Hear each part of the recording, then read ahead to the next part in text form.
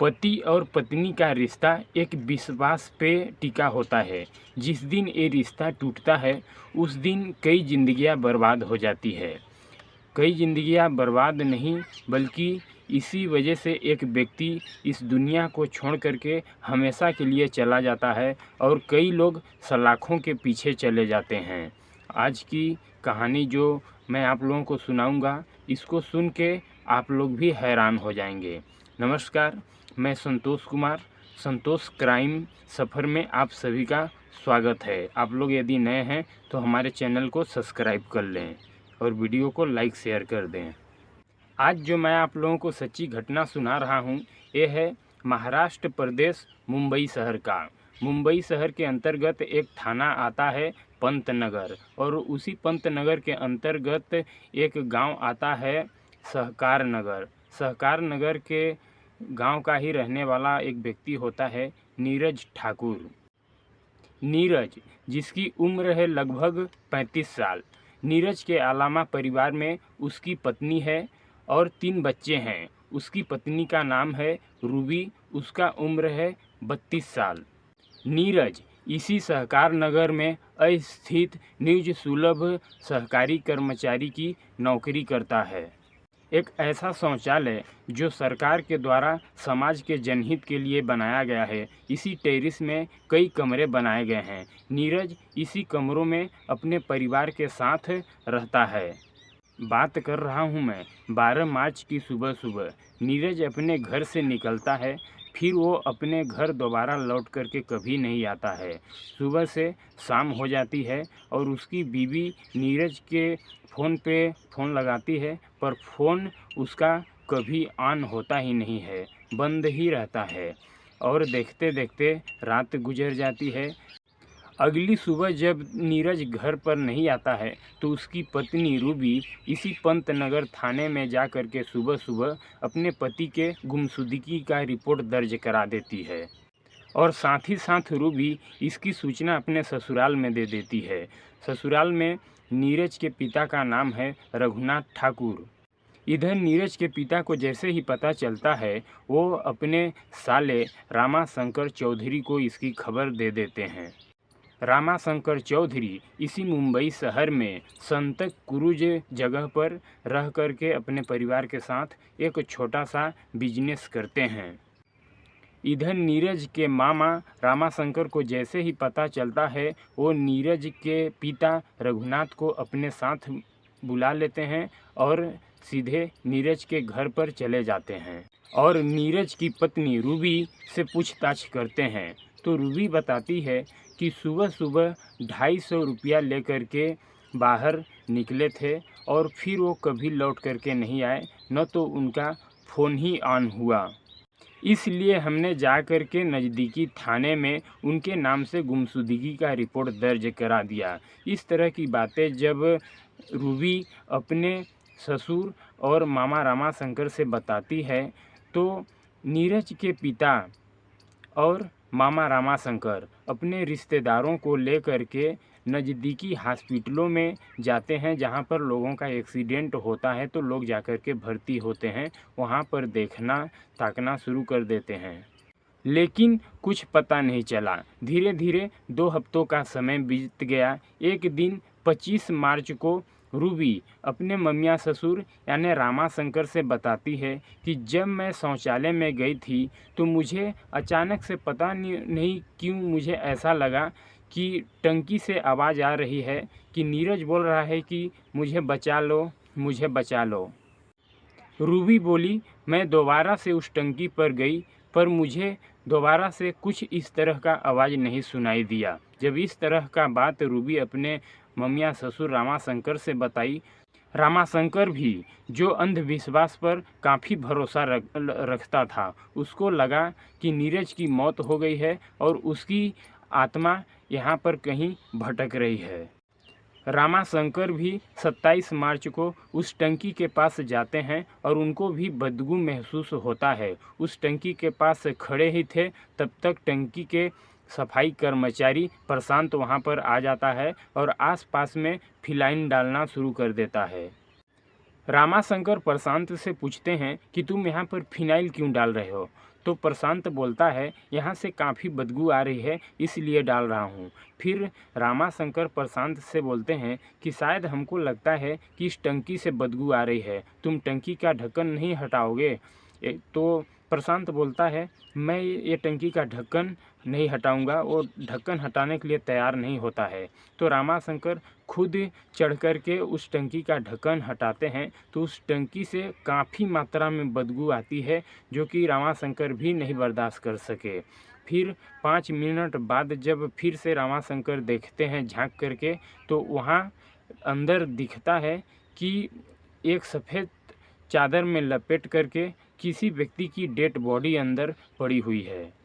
जैसे ही रामाशंकर इस तरह का दृश्य देखते हैं तो वो तत्काल पंतनगर थाने में इसकी सूचना देते हैं और वहाँ के थाने के लोग अपने टीम के साथ वहाँ पर आते हैं और उस डेड बॉडी को फायर ब्रिगेड के कर्मचारी को बुला करके बाहर निकलवाते हैं। डेड बॉडी को जब चादर से बाहर निकालते हैं तो डेड बॉडी पूरी तरह सड़ गया होता है, फिर भी पहचान में आ जाता है और वो डेड बॉडी किसी और का नहीं था, वो नीरज का ही था। डेड बॉडी की जब पहचान हो जाती है तो पुलिस डेड बॉडी को अपने कब्जे में ले करके पोस्टमार्टम के लिए भेज देती है और इसकी जानकारी सबसे पहली उसकी पत्नी रूबी से लेती है। तो रूबी ये बताती है कि हम ज़्यादा कुछ नहीं जानते हैं, ये 12 मार्च को सुबह सुबह 250 रुपये लेकर के बाहर निकले थे।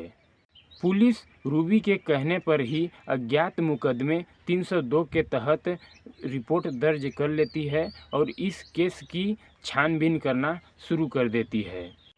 इधर पुलिस तमाम कोशिश करती है पर अपराधियों तक नहीं पहुंच पाती है। तब तक उधर नीरज का मेडिकल रिपोर्ट आ जाता है। उस रिपोर्ट से पता चलता है कि उसके गले पर किसी तेज धारदार हथियार से वार किया गया है, पर पुलिस को पता नहीं क्यों रूबी पर ही शक था, पर पुलिस रूबी को शक के द्वारा अपने कस्टडी में भी नहीं ले सकती थी। फिर पुलिस रूबी के बारे में गांव के लोगों से पूछताछ करती है तो गांव के लोग बताते हैं कि रूबी और नीरज के बीच में आपस में अच्छे संबंध नहीं थे, बीच बाच में इन दोनों का झगड़ा होता रहता था। तो ऐसी जब बातें गांव के लोग पुलिस को बताते हैं तो पुलिस को कहीं न कहीं रूबी के ऊपर और गहरा शक चला जाता है। इसी शक के आधार पर पुलिस रूबी का मोबाइल नंबर ले लेती है और मोबाइल नंबर लेने के बाद उसकी कॉल डिटेल निकलवाती है। कॉल डिटेल जब निकलवाती है पुलिस, तो आखिर पुलिस को एक ऐसा नंबर मिल जाता है जिससे रूबी उस नंबर पर पिछले कई महीनों से बात कर रही है। जब उस नंबर को चेक कराया जाता है तो वो नंबर किसी संतोष झा के नाम से रजिस्टर्ड था और वो नंबर बिहार का था। जैसे ही पुलिस को ये जानकारी मिलती है, पुलिस तत्काल रूबी को अपने अंडर कस्टडी में ले लेती है और पुलिस रूबी के सामने जैसे ही संतोष का नाम लेती है तो रूबी अचानक से डर जाती है और पुलिस संतोष के बारे में रूबी से अच्छे से पूछताछ करती है, पर रूबी कुछ नहीं बताती है। जैसे ही पुलिस सख्ती से पेश आती है तो आखिरकार रूबी अपना जुर्म कबूल कर लेती है और जब यह घटना बताती है तो किसी के कानों पर भरोसा नहीं था कि कोई महिला इस तरह का कर सकती है। इसकी कहानी ठीक घटना से 5 साल पहले की है। उधर नीरज के पिता का नाम था रघुनाथ ठाकुर। रघुनाथ बिहार के मुजफ्फरपुर के रहने वाले हैं। रघुनाथ के 3 बेटे हैं, जिसमें से 2 बेटे और 1 बेटी, और बेटों में नीरज छोटा है, जो कि नीरज के भी 3 बेटे हैं। तो रघुनाथ बड़ी मुश्किल से अपना खेती पाती करके परिवार का गुजर बसर करते हैं। इधर जब नीरज के भी 3 बच्चे हो जाते हैं तो नीरज अपने बच्चों का बेहतरीन भविष्य बनाने के लिए वह अपने परिवार वालों से बातें करता है कि मैं बाहर जा कर के नौकरी करना चाहता हूँ, कहीं पे काम धंधा ढूंढ करके मैं बाहर जाना चाहता हूँ।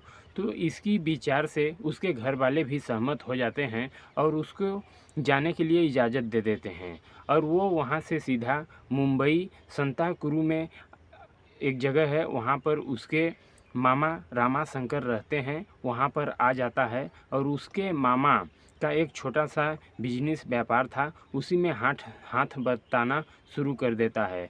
और जब वो 2 सालों तक काम करता है वहाँ पर रह कर के, तो एक व्यक्ति से उसकी मुलाकात होती है जिसका नाम नरेन भाई सोलंकी था। वो नरेन भाई सोलंकी वहीं पर न्यूज सुलभ शौचालय का मैनेजर था। उससे जब वो नीरज बात करता है तो वो नरेन भाई सोलंकी नीरज को वहाँ पर काम दे देता है और जब काम दे देता है तो वहीं पर एक कमरा भी वो दे देता है और कमरा जब दे देता है तो कुछ दिन वहाँ पर काम करता है नीरज, फिर वो अपने गांव आ जाता है। अपने गांव आने के बाद वो अपने पत्नी और एक दोस्त संतोष को साथ में लेकर के वहाँ चला जाता है। नीरज जब संतोष और अपने पत्नी को लेकर के आता है तो उसी कंपनी में संतोष को भी नौकरी दिलवा देता है और एक कमरा दिलवा देता है। जो संतोष था वो नीरज से उम्र में छोटा था, तो वह संतोष जो कि रूबी को भाभी कह कर के बुलाता था, उन लोगों का मजाक मस्ती चलता था और मजाक मस्ती इतना गहरा होता गया कि एक दिन का समय ऐसा आया कि वो दोनों उसी कमरे में हंसी खुशी मस्ती से एक दिन रिलेशन संबंध बना लेते हैं और उन दोनों का रिलेशन संबंध इतने दिनों तक चला कि वो दोनों एक दूसरे को छोड़ने का नाम ही नहीं लेते थे। हालांकि नीरज को इस बात की कभी पता नहीं चला, पर नीरज एक दिन रूबी और संतोष को आपत्तिजनक स्थिति में उसी कमरे के अंदर भेंट लेता है और भेंटने के बाद संतोष तो वहाँ से फरार हो जाता है, पर रूबी को इतना पीटता है, इतना मारता है कि अब उन दोनों का खराब समय वहीं से चलना शुरू हो जाता है और आपस में बीच बाच में दोनों का लड़ाई झगड़ा होना शुरू हो जाता है।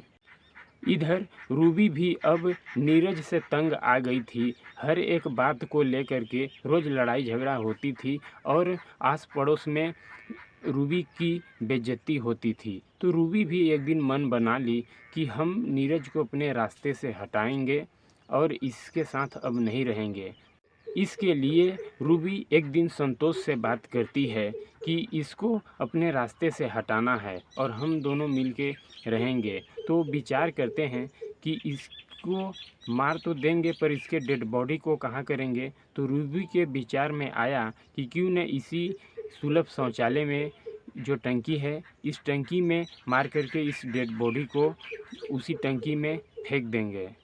रूबी और संतोष आपस में विचार करते हैं कि टंकी में लाश डालने से हम लोग पकड़े जाएंगे, क्योंकि प्रशांत वहाँ पर हर रोज़ साफ़ सफाई करने आता है। तो संतोष बोलता है रूबी से कि प्रशांत को तुम किसी तरह से पटाओ, बहका के फुसला करके अपने बातों में लाओ।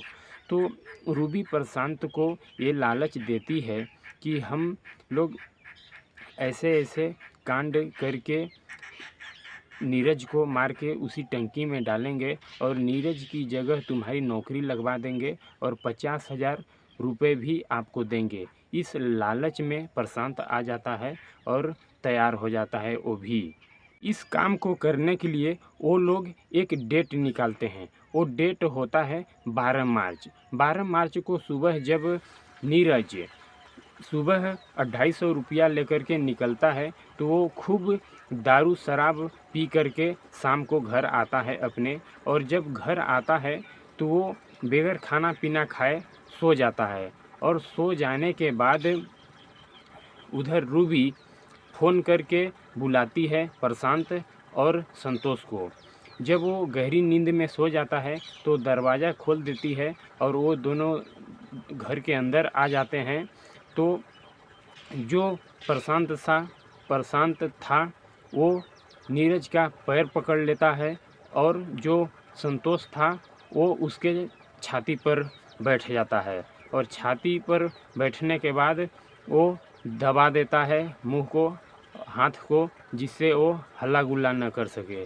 और जो रूबी थी वो किचन में जाती है, किचन से तेज धारदार हथियार लेकर के आती है और उसके गले पर मार देती है। गले पर मारने के बाद उसकी मृत्यु हो जाती है। मृत्यु होने के बाद वो उसके लाश को नीचे लाते हैं और नीचे ला करके उसी सुलभ के शौचालय का जो टंकी था उसी टंकी में डाल देते हैं। और टंकी में डालने के बाद जब सुबह होती है तो रूबी उसी नज़दीकी पुलिस चौकी में जा कर के उनकी गुमशुदगी का रिपोर्ट दर्ज करा देती है और इसकी सूचना साथ ही साथ नीरज के पिता को भी दे देती है। रूबी के ही बयान के द्वारा पुलिस प्रशांत और संतोष साथ में रूबी को गिरफ्तार करती है और अपने अंदर कस्टडी में लेकर के धारा 302 मुकदमा दर्ज करके जेल भेज देती है। यह घटनाक्रम सुनाने का उद्देश्य हमारा किसी को ठेस पहुंचाना, परेशान करना नहीं है, बल्कि आप लोगों को जागरूक करना है कि इस तरह की घटनाएं देश दुनिया में घट रही हैं। आप लोग सावधान रहें। जय हिंद, जय भारत।